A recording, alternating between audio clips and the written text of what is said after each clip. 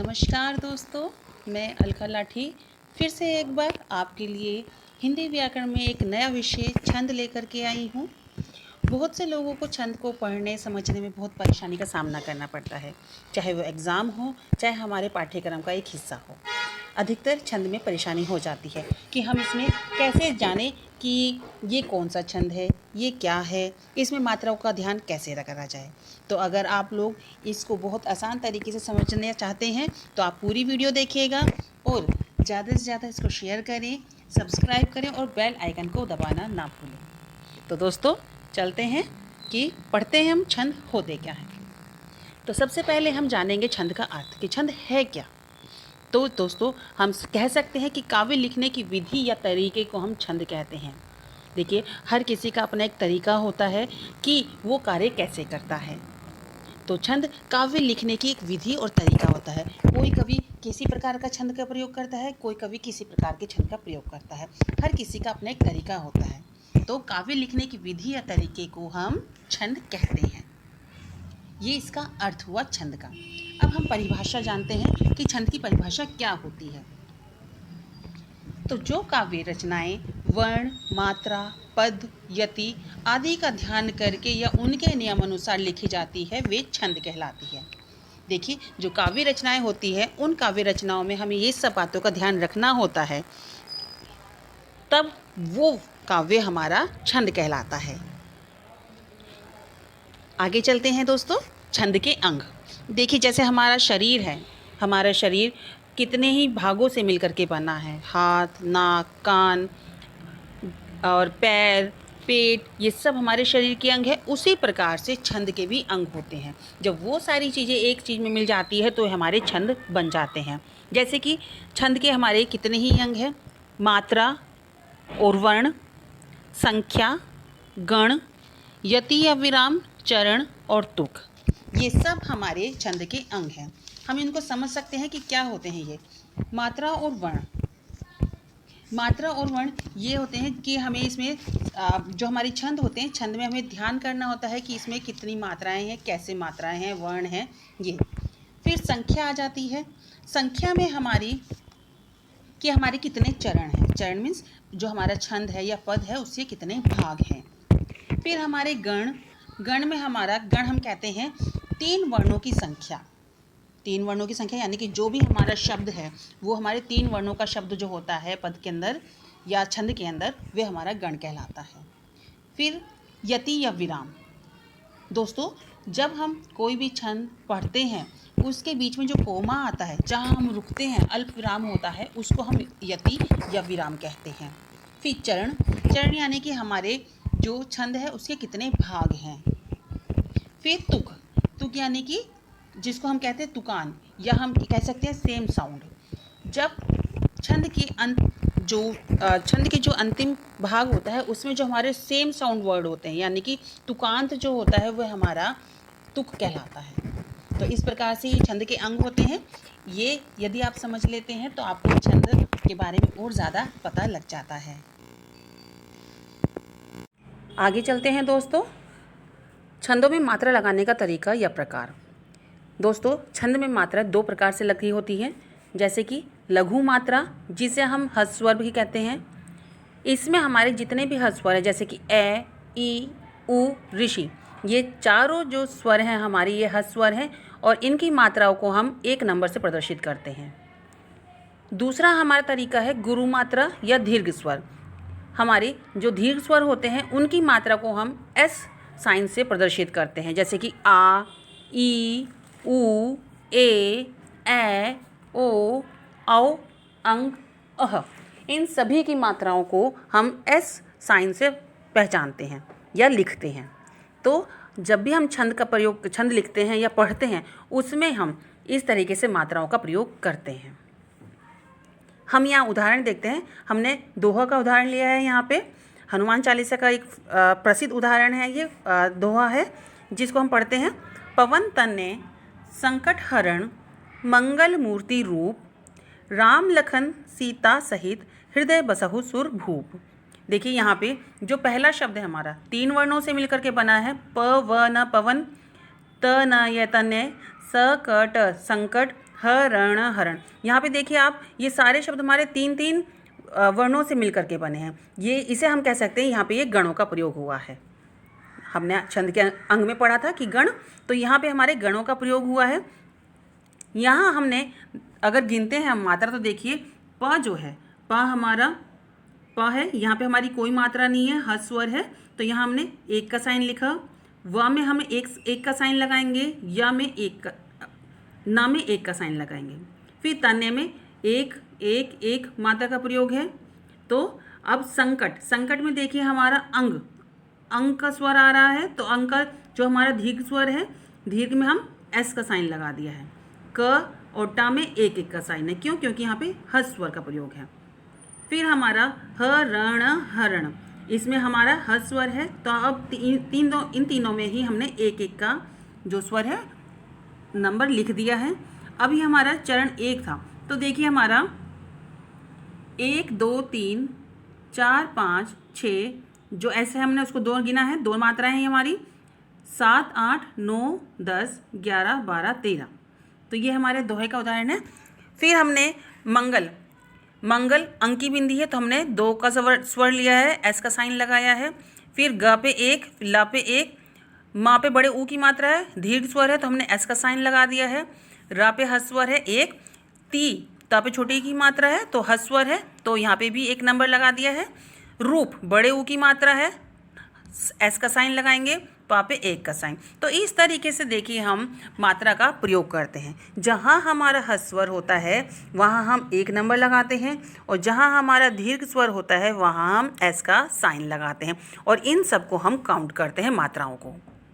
ऐसे ही हमारी नीचे वाली लाइन है, राम लखन सीता सहित हृदय बसहु सुर भू, तो यहाँ पे भी हम रा आ की मात्रा है, एस का साइन लगाया, माँ हस्वर है 1, ला हस्वर है 1, ख 1, न 1, सी सा पे बड़ी की मात्रा है, तो एस का साइन लगाएंगे, ता पे बड़ी आ की मात्रा है, तो एस का साइन लगाया। फिर सा 1, ही छोटी की मात्रा है, एक साइन लगाया, त 1। इस तरह से हमारी टोटल संख्या 13 हो गई है। फिर हमारा हृदय, ह और रा हस हस स्वर है दोनों, तो एक ही लगाएगा, द 1, य 1, ब 1, स 1, हु हा पे छोटे ऊ की मात्रा है, तो ये हस स्वर है, यहाँ पे भी हमने एक का साइन लगाया है। सुर सा पे छोटे ऊ की मात्रा है, ऊ की, तो हमने एक स्वर लगाया है। र एक स्वर है, भूप भा पे बड़े ऊ की मात्रा है, दीर्घ स्वर है, तो यहाँ हमने एस का प्रयोग किया है, तो यहाँ पे फिर प है एक स्वर। तो इस तरीके से हमने यहाँ मात्राओं की गणना की है। तो जब भी हम छंद में मात्रा लगाते हैं या हम पढ़ते हैं उसको पहचानने के लिए, तो हम इस प्रकार से मात्राओं को पहचानते हैं, उनकी गिनती करते हैं। दोस्तों, हमने छंद के बारे में पढ़ लिया है कि छंद की परिभाषा क्या है, इसके कितने अंग हैं, और छंदों में मात्रा किस तरीके से लगाई जाती है, किस तरीके से पढ़ी जाती है, उदाहरण के द्वारा हमने पढ़ा है। अगर आप छंद को पूरी तरह से समझना चाहते हैं तो आपसे रिक्वेस्ट है कि आप पूरी वीडियो देखिए। आपको भी पता है कि अधूरा ज्ञान जो होता है वो एक आग के समान होता है, कि आग जिस प्रकार से हमारे हाथ जला सकती है, उसी तरीके से ही अधूरा ज्ञान भी हर किसी के लिए खतरनाक होता है। क्यों? क्योंकि यदि आप किसी के सामने बताने लगे कि छंद क्या होता है, अगर आपको पूरा ज्ञान नहीं होगा तो आप पूरी तरीके से उसको नहीं बता पाएंगे। तो छंद को पूरा समझने के लिए आप पूरी वीडियो देखिए, और हाँ, वीडियो को लाइक शेयर करना ना भूलें। तो दोस्तों, आगे चलते हैं हम छंद के प्रकार। छंद के 3 प्रकार होते हैं। पहला हमारा है मात्रिक छंद, जिसे हम सममात्रिक छंद भी कहते हैं। इसे हम सममात्रिक छंद क्यों कहते हैं? देखिए, सम यानी बराबर, जहाँ प्रत्येक चरण में हमारी मात्राएं बराबर होती हैं, वहाँ हमारा सममात्रिक छंद होता है। इसे हम मात्रिक छंद कहते हैं। पदों के अंतिम अक्षर जो होते हैं वो समान होते हैं, उनकी जो मात्राएं होती हैं वो समान होती हैं। तो मात्रिक छंद हमारे 4 तरह के होते हैं। पहला हमारा चौपाई। चौपाई जो होती है हमारा मात्रिक छंद है, इसमें हमारे 4 चरण होते हैं। मीन्स इस चौपाई के, इस छंद के हमारे 4 भाग होते हैं, और प्रत्येक चरण में हमारी 16 मात्राएं होती है। चाहे हम प्रथम चरण देखें, दूसरा चरण देखें, या तीसरा या चौथा चरण, प्रत्येक चरण में 16 मात्राएं होती हैं। दूसरा हमारा मात्रिक छंद का प्रकार है रोला। रोला भी हमारा सममात्रिक छंद है। इसमें भी हमारे चरण 4 होते हैं, और इसमें हमारी मात्राएं 24 होती हैं। गीतिका, गीतिका में भी हमारे 4 चरण होते हैं। इसमें टोटल मात्राएं हमारी 26 होती हैं। फिर आखिरी हमारा मात्रिक छंद है हरि गीतिका। इसमें हमारे 4 चरण होते हैं और टोटल मात्राएं हमारी 28 होती है। तो मात्रिक छंद जो होते हैं उसके प्रत्येक चरण में हमारी समान मात्राएं होती है। यदि कि जैसे अगर पहले चरण में 16 हैं तो दूसरे चरण में भी 16, तीसरे में भी 16, चौथे में भी 16। ऐसे ही हम चाहे रोला लें चाहे गीतिका लें, हर छंद में हमारे समान मात्राएं होंगी प्रत्येक चरण में। चाहे हम गीतिका लें तो इसके चरण 4 होंगे और प्रत्येक चरण में हमारी 26 मात्राएं होती हैं। तो मात्राएं आपको गिनना मैंने बता दिया किस तरीके से हम मात्राएं गिनती हैं। तो इस तरीके से आप मात्राएं गिन करके आप पहचान सकते हैं कि ये हमारा कौन सा छंद है।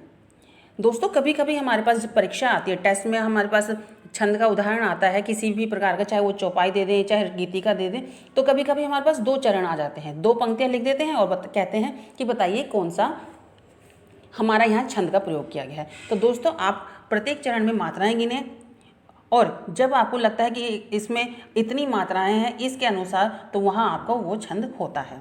तो दोस्तों अगर आपको पहचान करनी है तो इसके लिए आपको ये चीज़ें तो याद करनी पड़ेगी।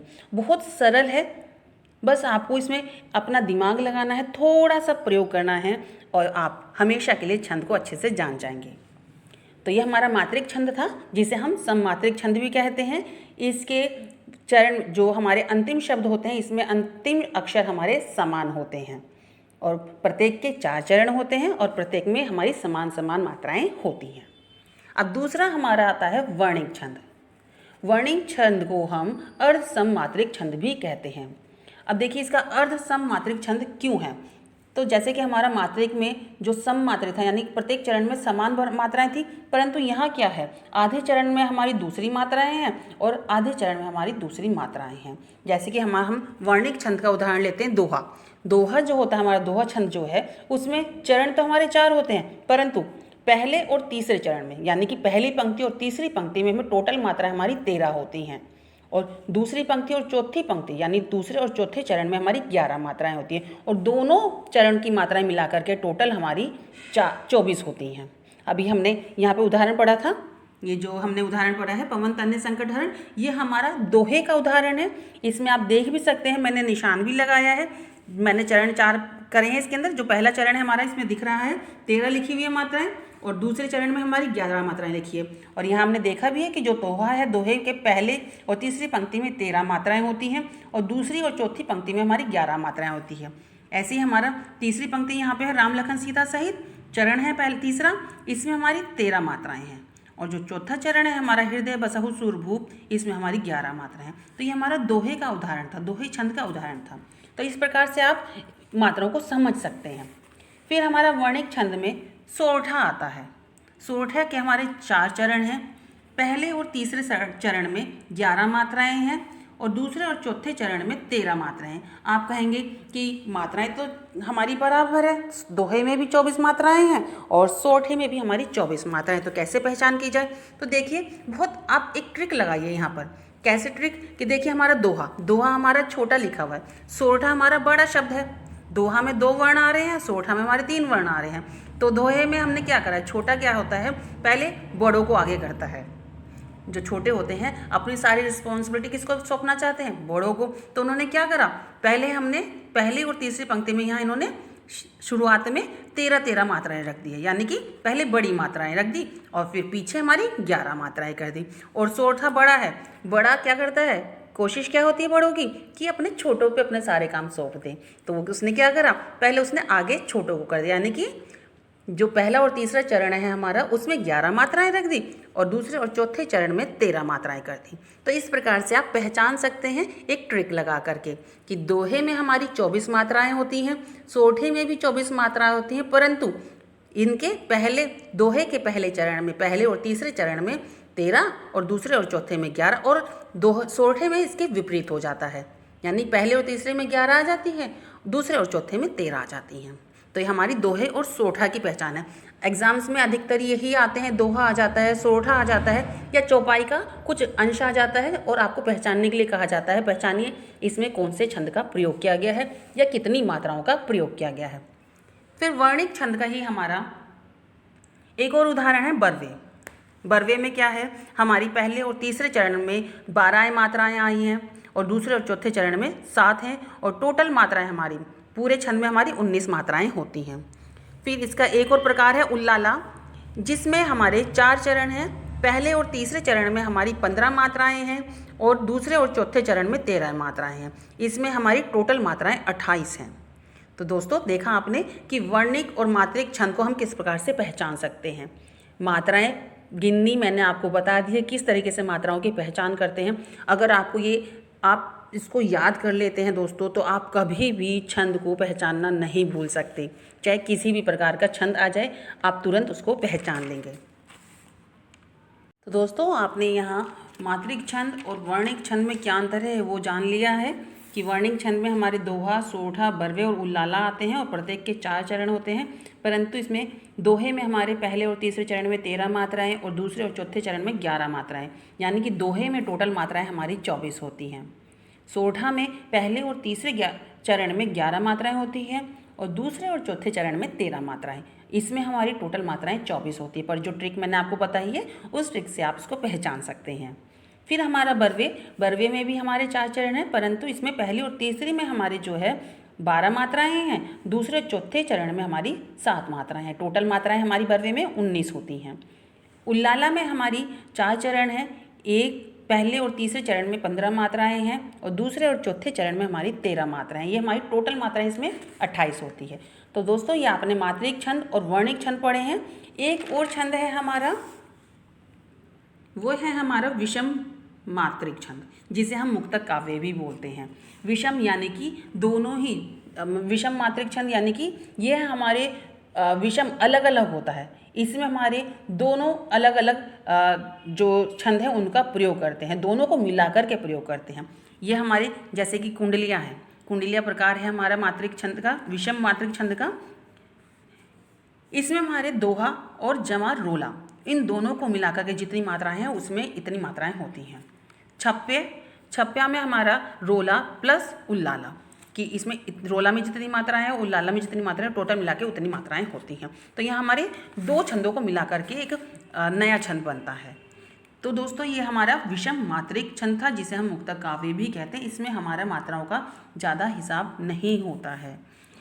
दोस्तों हमारे जो परीक्षा में आते हैं ये अधिकतर हमारा मात्रिक छंद में से आता है या वर्णिक छंद में से आता है। इसका विषम मात्रिक छंद का बहुत ही कम प्रयोग होता है। अब दोस्तों हम इसको उदाहरण के द्वारा समझ सकते हैं। हमने पहला उदाहरण जो लिया था दोहे का लिया था, जिसमें हमने पहचान की थी किस तरीके से हम पहचान करेंगे। तो मैंने आपको बता दिया है कि मात्राओं को गिन करके हम दोहे की पहचान करेंगे या किसी भी छंद की पहचान करेंगे। बस आपको ये ध्यान रखना है कि इस छंद में इतनी मात्राएं का प्रयोग होता है। अगर आप ये याद कर लेते हैं दोस्तों, आपके लिए बहुत ही सरल हो जाता है दोहे को समझना या छंद को समझना। अब उदाहरण ले लेते हैं। चौपाई का उदाहरण है ये हमारे हनुमान चालीसा की ही है। जय हनुमान ज्ञान गुण सागर, जय कपीस तिहु लोक उजागर, रामदूत अतुलित बलधामा, अंजनी पुत्र पवन सुत नामा। देखिए मैंने अलग अलग चरण लिखे हैं, चारों ही चरण अलग अलग लिखे हैं। आप प्रत्येक चरण को काउंट कर सकते हैं, मैंने साइन लगाए हैं। प्रत्येक चरण की मात्राएं भी मैंने सामने ही लिखी है। तो प्रत्येक चरण में हमारी 16 मात्राएं हैं। ये चौपाई का उदाहरण है। और मैंने पहले आपको दोहे का उदाहरण समझाया था। तो इस तरीके से आप लोग समझ सकते हैं कि हमारे छंद की पहचान कैसे करें। तो दोस्तों ज़्यादा उदाहरण नहीं दे सकती हूँ मैं, क्योंकि समय की कमी होती है, इतनी लंबी वीडियो नहीं बन सकती है। तो मैंने आपको बहुत ही आसान तरीके से समझाना चाहा है छंद को। तो आप मात्रा जो वीडियो है पूरी देखिए, ध्यान से देखिए और जो कहा गया है आपसे वो करेंगे। तो देखिए छंद जो आपको कभी भी भूल जाएं। आप चाहे क्लास में समझाएं, चाहे आप किसी के भी सामने समझाएं, या ऐसे ही किसी भी उदाहरण को देख करके गिनना चाहें कि हाँ बताइए कौन सा छंद है, पहचानना चाहें तो आप तुरंत ही पहचान सकते हैं। तो दोस्तों वीडियो को ध्यान से देखिए, लाइक करें, शेयर करें, सब्सक्राइब करना ना भूलें चैनल को और बेल आइकन दबाना ना भूलें। धन्यवाद दोस्तों वीडियो को सुनने के लिए।